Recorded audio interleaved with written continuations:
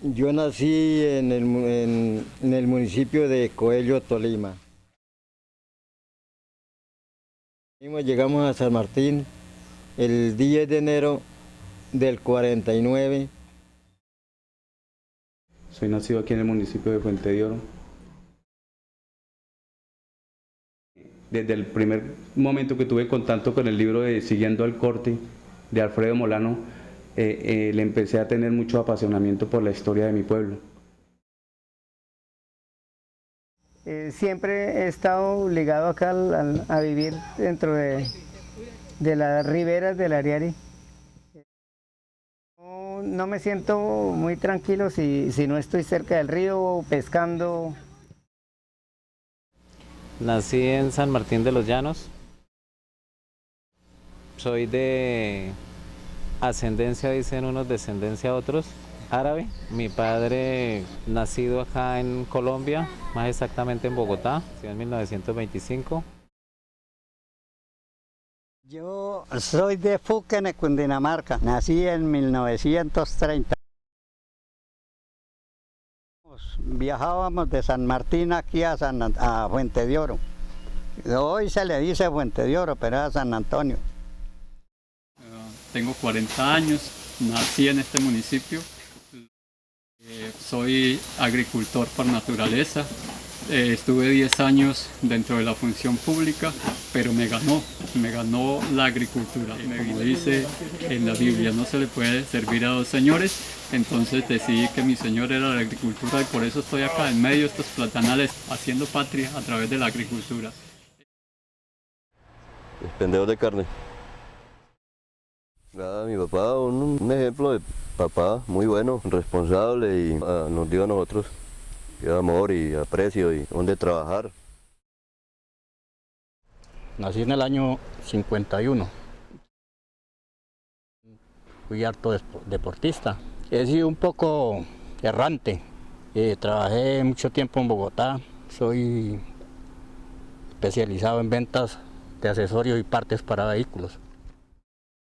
Nací el 27 de mayo de 1987 en la ciudad de Villavicencio. Aprendí a ejecutar el arpa acá en el municipio de Fuente de Oro hace 8 años, gracias al maestro Hugo Rueda en la Casa del Municipio, en la Casa de la Cultura acá del municipio. Nací aquí en Fuente de Oro, 3 kilómetros, en un sitio llamado La Chel, vereda La Chel. Edad 39 años, luego regresé, que fue cuando me dieron una parcela con la finca en la cual estamos.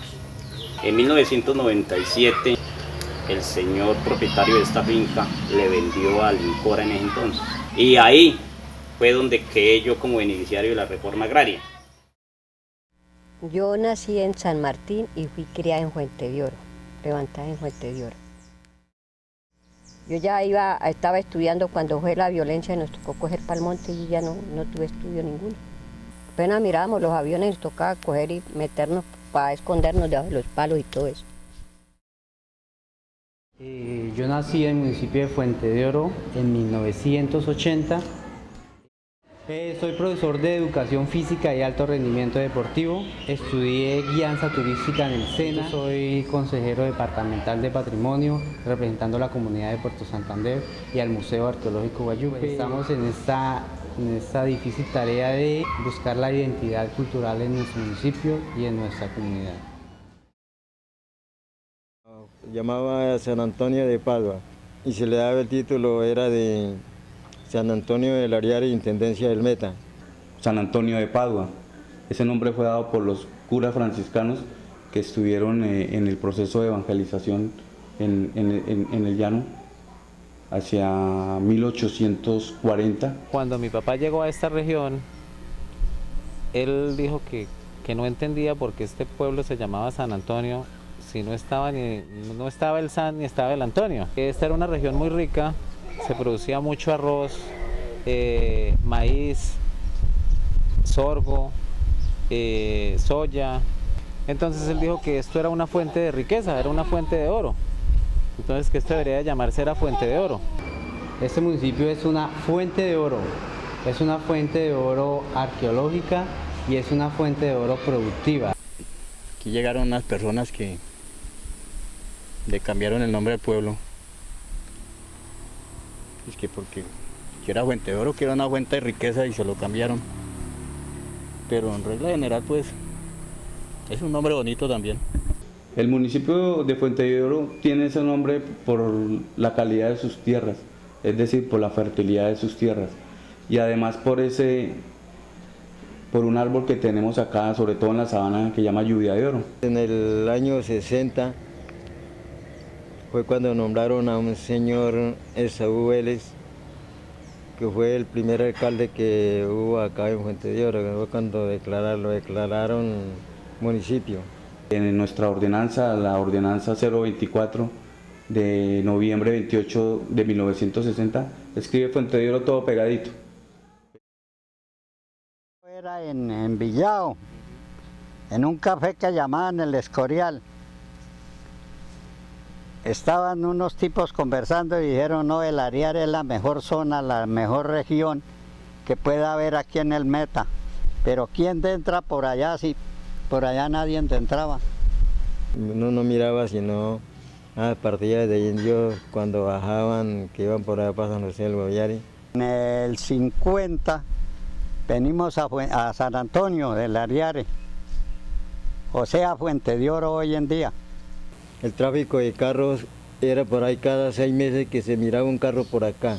Una trocha destapada que no había ni habitantes así todavía en esa época.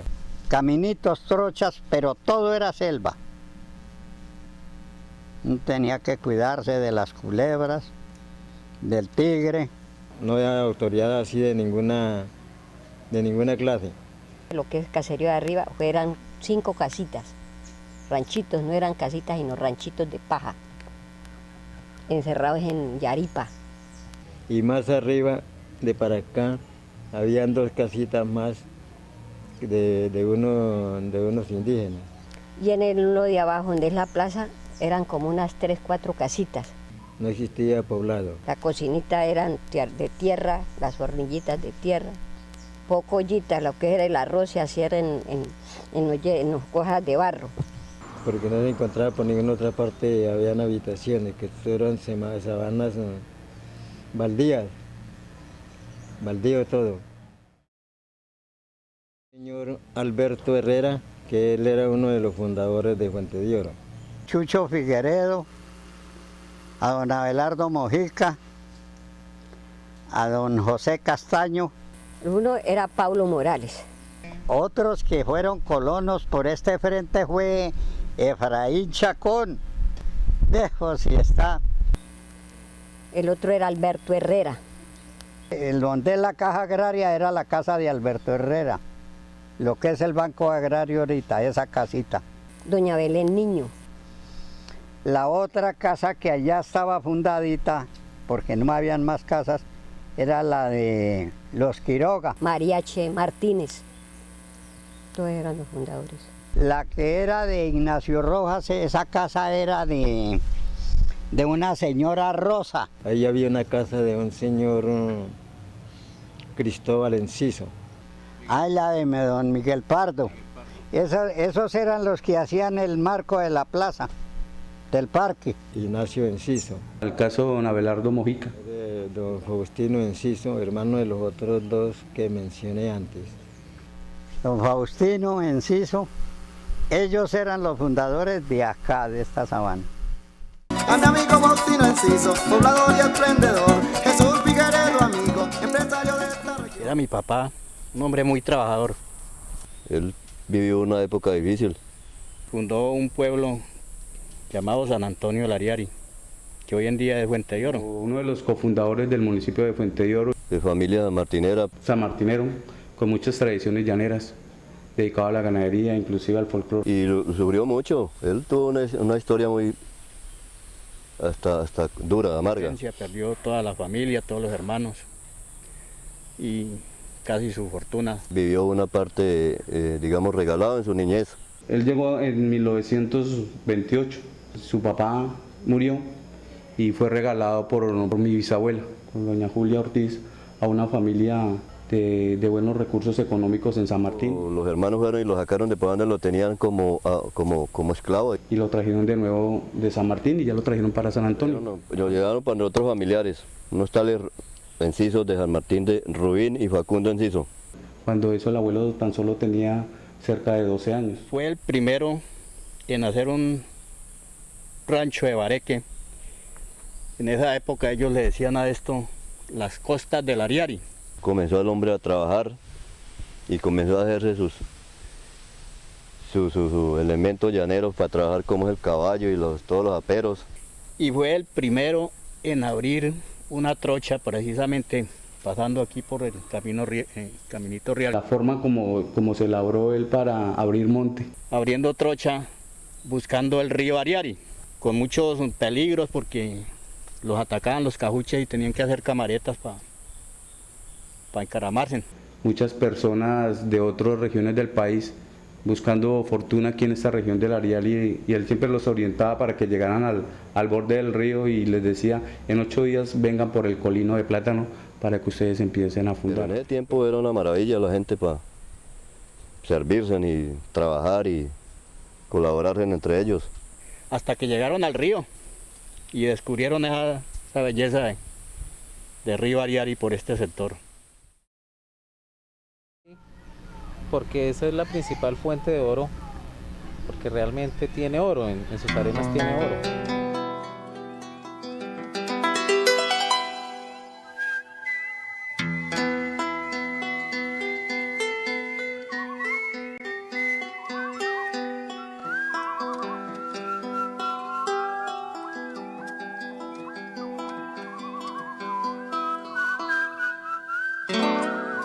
Cuando yo estaba pequeño, nosotros estábamos durmiendo cuando de repente íbamos a salir a orinar y lo primero que pisábamos era agua. A cualquier hora de la noche se nos venía una creciente y nos íbamos hasta la rodilla dentro del agua. Y era, pues, para nosotros era un gusto que el río se creciera, pues para los padres no, porque lógico que arrasaba con cultivos. Pero para nosotros era un gusto que el río se metiera y nos mojara. Hasta en marzo es muy buena la pesca, se coge mucho pescado con tarraya, con anzuelo. Cuando llega el verano, todos los muchachos se van, la mayoría de personas se van de paseo, se van a quedar a la orilla del río.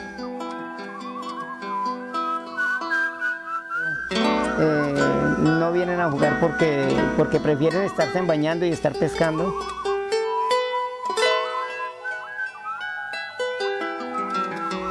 Entonces la gente, aunque no tengan plata, pero viven tranquilos comiendo pescado y platanito.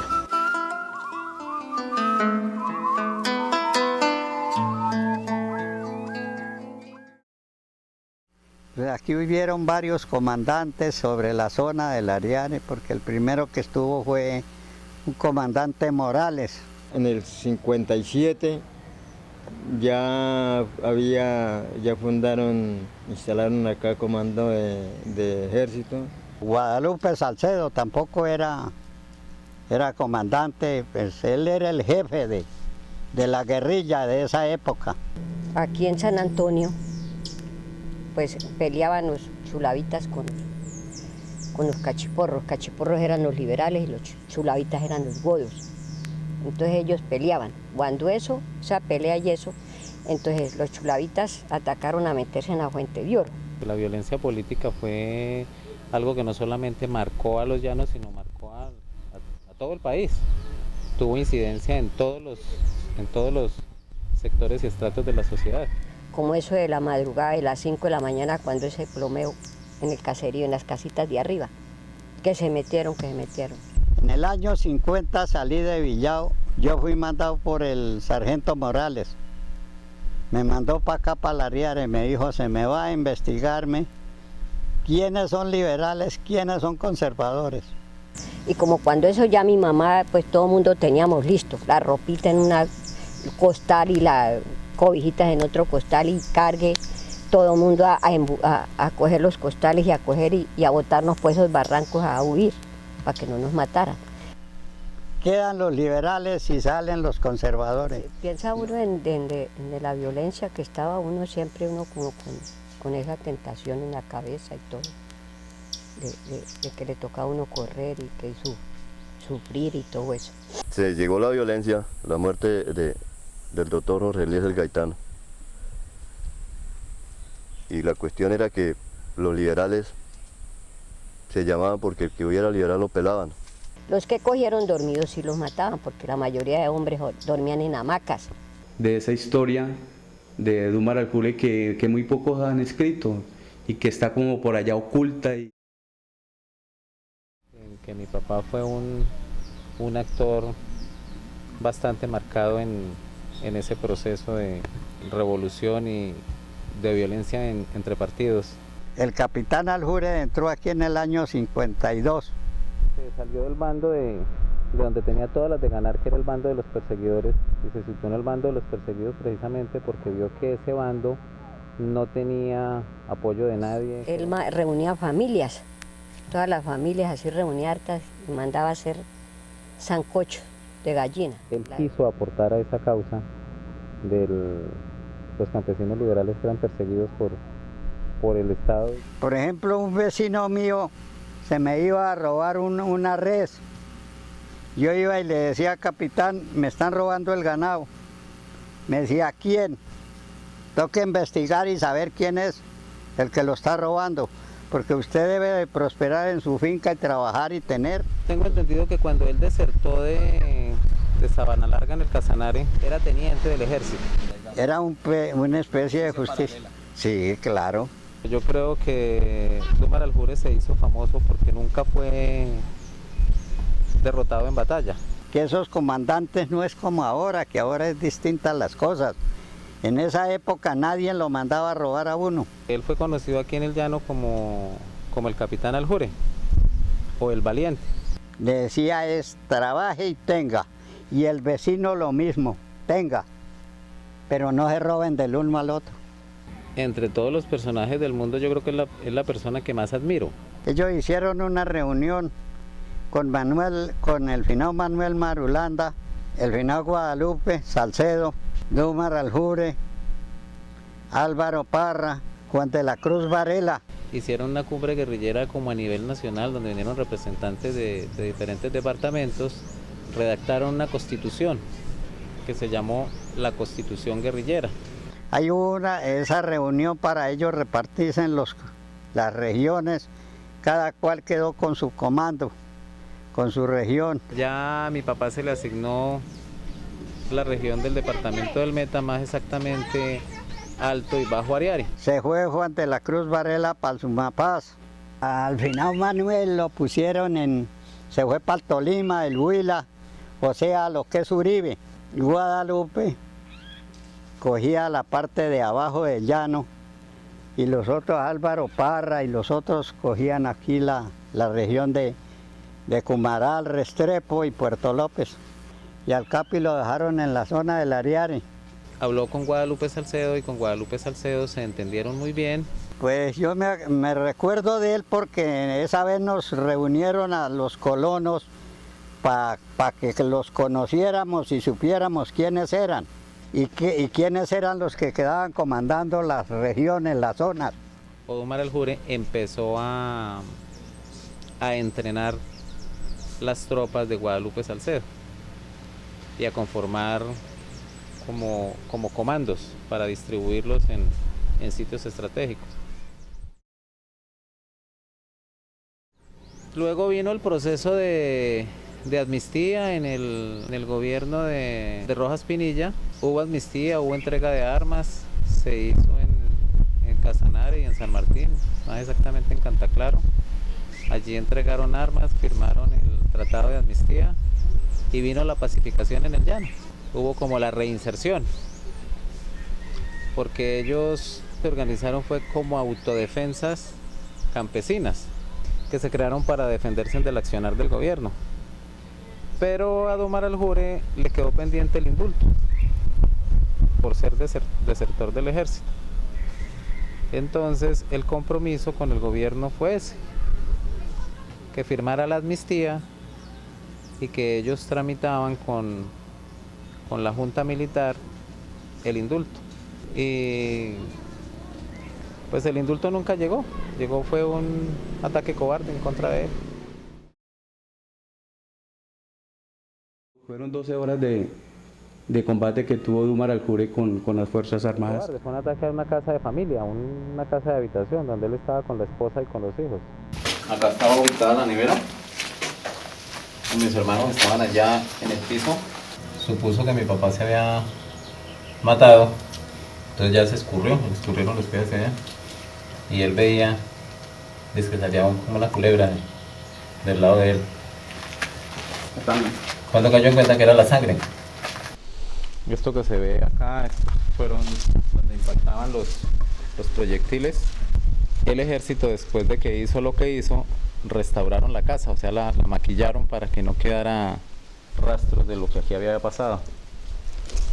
Porque la casa prácticamente quedó sin techo, quedó semidestruida y la pared trasera totalmente en el suelo. Mi mamá fue a salir por esta puerta con la niña de las tres que tenía acá, la más grandecita, porque le gritaron a mi papá que dejara salir la niña, la esposa y los hijos para que no corrieran peligro. Y cuando ella abrió la puerta le lanzaron una granada. La granada no pegó al piso. Todo fue en la humanidad de mi mamá y de mi hermana.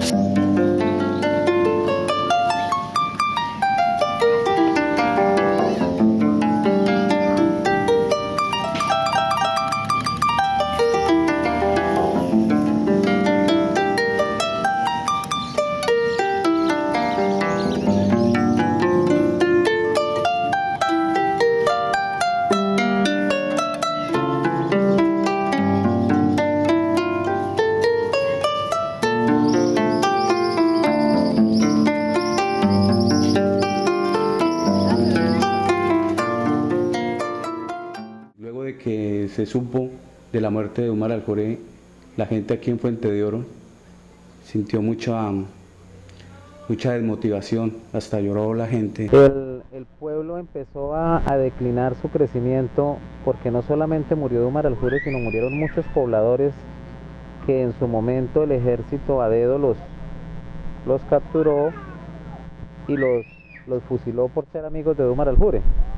Entonces esas familias que quedaban, esas viudas con esos niños, salieron desplazados del Rincón de Bolívar hacia otros lugares.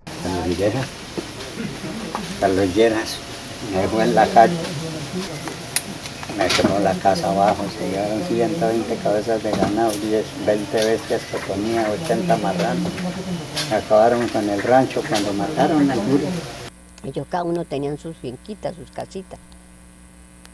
Eso pues se murieron y todo ya, pues vendieron, y lo que no vendieron les quitaron, porque como en esa época pues tocó Palmonte, pues no a nosotros, que a nosotros nos quitaron lo que nos tocaba. Como cuando eso uno no tenía papeles de ninguna, no hacían escritura, no hacían nada. Como cuando esa época no mira que ni un niño no lo mandaban a legitimar porque no ocupaban eso, el nombre y el apellido y todo, y no más, no legitimar ni nada. Ni había un bautismo ni nada en esa época. Fuente de Oro es un municipio netamente agrícola, pero el 95% es netamente platanero. Fuente de Oro es un municipio platanero por excelencia, está en este momento posicionado en un ranking especial. La gente acá vive de el plátano. Esta zona siempre ha sido platanera. Sé las mismas técnicas que saben los mismos habitantes, cómo se siembra, qué fertilizantes hay que aplicar, qué plagas atacan. Son 9.000 hectáreas que en este momento se cultivan en el municipio de Fuente de Oro, y lo que hace que sea el municipio platanero del Meta. Es una cultura que ya la tenemos muy presente con el Festival del Plátano, que se organizó a partir de 1992. Josías Parrado y don Robertico, esos fueron los dos primeros compradores que yo me acuerdo. A Fuente de Oro llegó el plátano hacia 1940. Llegaron los jesuitas desde el siglo XVIII en el sector del Meta, exactamente en Apiay, pues ya tenían cultivos establecidos de plátano y fueron ellos quienes trajeron las semillas a este municipio, se lo dieron a los colonos, ellos lo sembraban en ese momento como para tenerlo de sustento, de alimentación. Y se quedó, y ojalá que se haya quedado para siempre, para seguir produciendo calidad de plátano Artón. Y se expandió por toda la región del Ariari. Hoy la región del Ariari es platanera por excelencia. Pero ya a partir de los años 50 ya se comenzó a establecer cultivos más amplios para comercialización.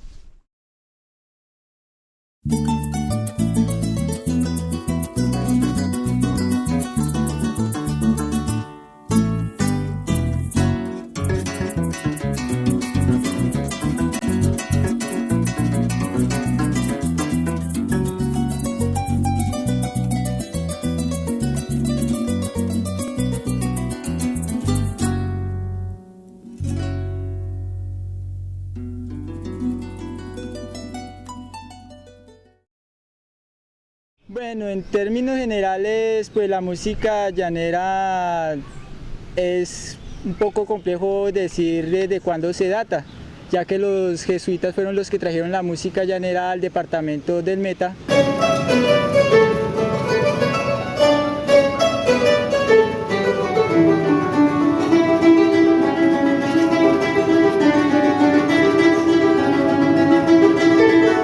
Creo que este es un municipio rico en cultura, ya que cultura no es solamente el ejecutar un instrumento o bailar.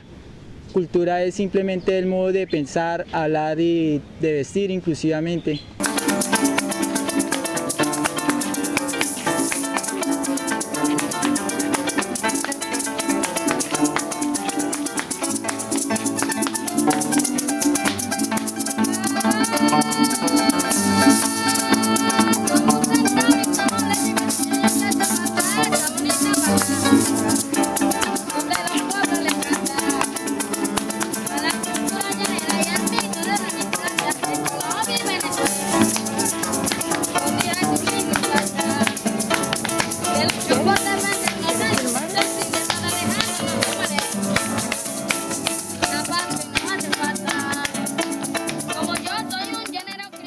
Un santo muy milagroso que se llamaba San Pascual. Las fiestas patronales prácticamente de todos los pueblos del llano, la fiesta principal era la fiesta que se le hacía a San Pascual Bailón. Oriundo de España.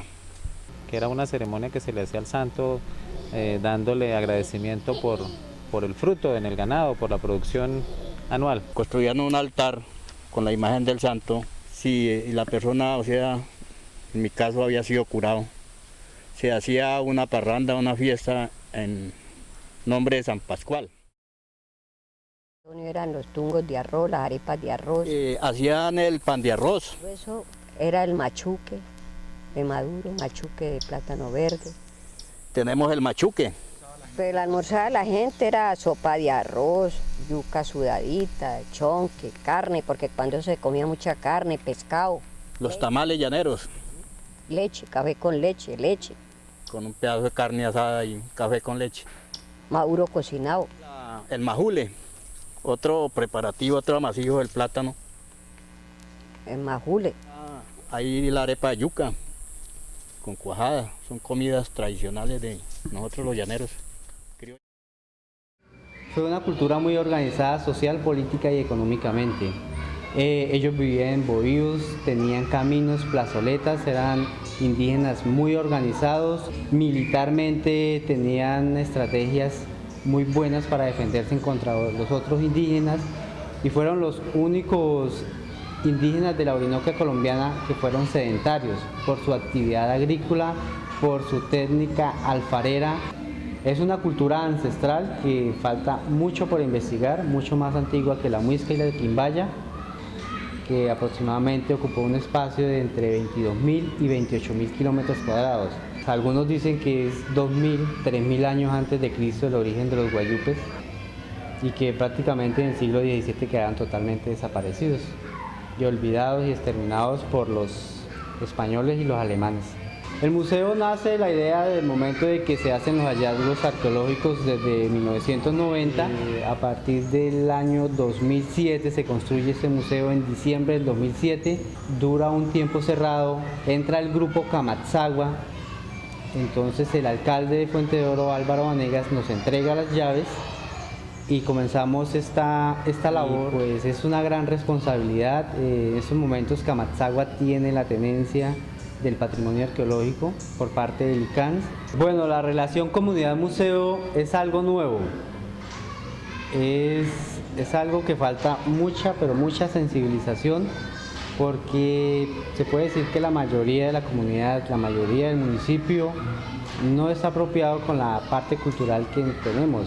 Nos falta hacer mucha sensibilización para poder crear o hacerle entender o crear esa identidad cultural de que esto es importante.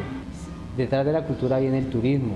Ese es uno de los beneficios que tiene el municipio de Fuente de Oro. Bueno, memorias son nuestras vivencias. Es la recopilación de todas las vivencias cotidianas. Es algo que lo hace madurar a uno, adelantar, conocer, experimentar. Es algo intangible que si no se lleva, si no se transmite a otros, de lógica que se va a perder. Es la raíz de una comunidad, de un pueblo. ¿Qué sería uno sin memoria y sin un objetivo? La importancia de recuperar las tradiciones. Saber cómo fueron esas trochas, cómo eran esos caminos. ¿Quiénes fundaron? ¿Quiénes fueron? ¿O quiénes somos fulanos o tales? Si no hay memorias, entonces no hay historia. Si yo olvido lo que viví ayer, entonces pues no va a haber historia de mí.